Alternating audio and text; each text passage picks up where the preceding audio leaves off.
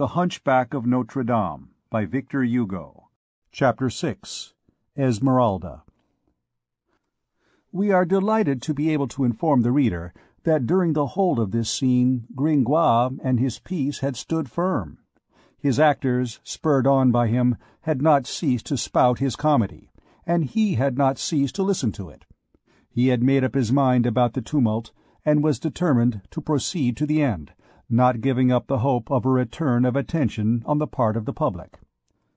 This gleam of hope acquired fresh life when he saw Quasimodo, Coppenole, and the deafening escort of the Pope of the procession of fools quit the hall amid the great uproar. The throng rushed eagerly after them. "Good," he said to himself, "there go all the mischief-makers." Unfortunately, all the mischief-makers constituted the entire audience. In the twinkling of an eye, the grand hall was empty.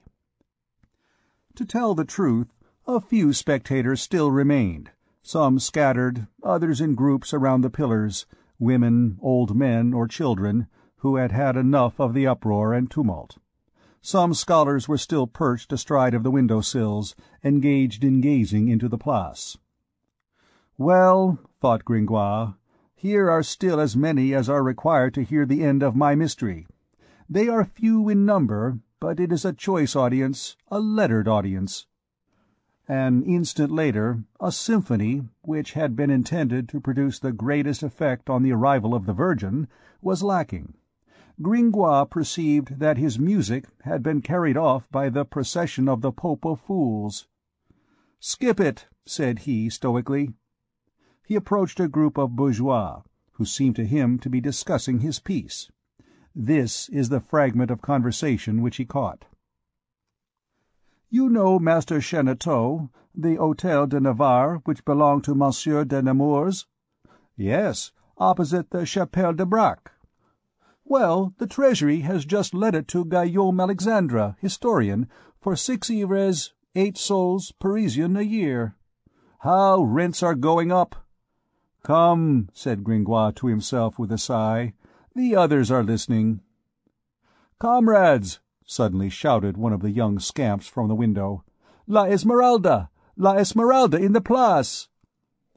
This word produced a magical effect. Every one who was left in the hall flew to the windows, climbing the walls in order to see, and repeating, "La Esmeralda! La Esmeralda!" At the same time, a great sound of applause was heard from without. "What's the meaning of this, of the Esmeralda?" said Gringoire, wringing his hands in despair. "Ah, good heavens! It seems to be the turn of the windows now."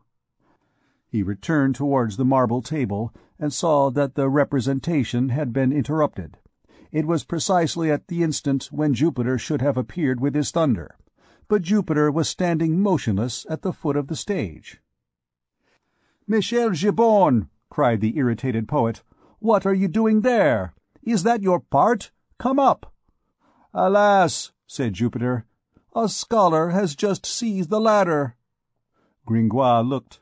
It was all but too true. All communication between his plot and its solution was intercepted.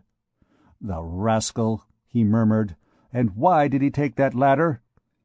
"In order to go and see Esmeralda," replied Jupiter piteously. "He said, 'Come, here's a ladder that's of no use,' and he took it."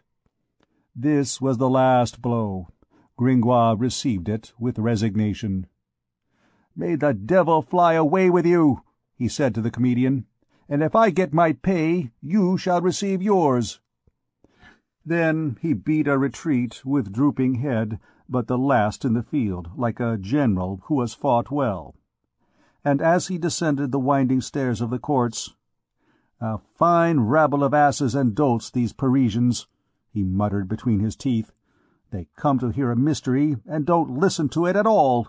They are engrossed by everyone, by Chopin Truffaut, by the Cardinal, by Coppenole, by Quasimodo, by the devil. But by the Madame the Virgin Mary, not at all.